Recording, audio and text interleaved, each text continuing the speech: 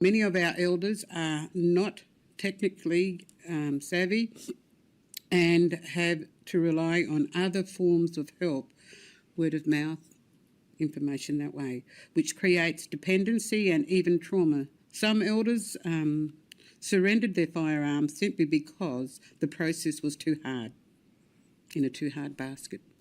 The Western Australian government has disarmed Indigenous Western Australians. I just want to make that very clear in 2025 in Australia.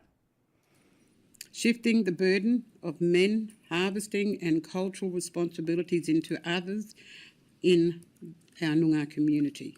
Although we lived in a modern city, we remain deeply connected to our education, our practices, our hunting values, our traditional food and on-country.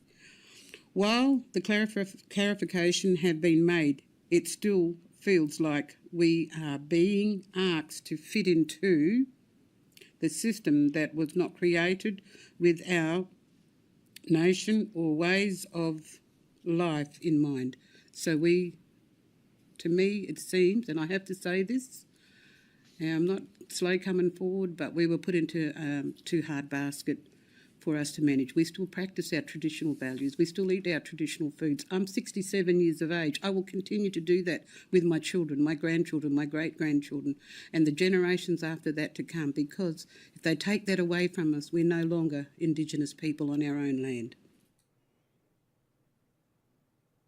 I could say the same thing too.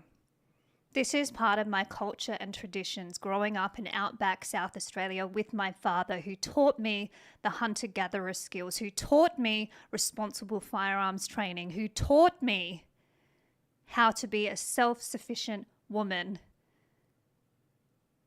And as you just heard there, those kinds of culture and traditions, which is a legitimate argument that we can all make, by the way. It is not a race issue. This is our culture. We imported the culture of hunting with firearms to Australia. By we, I mean the British. I'm not British. I'm half Irish, half Italian.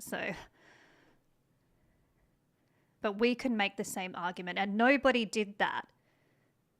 I would have if I was given the liberty of an invitation, but I am not a recognised representative organisation in the oligarchy that is Western Australia. And neither is my mate Jack out the back. And I know he's already done a video talking about how the report says that there were too many unsolicited submissions.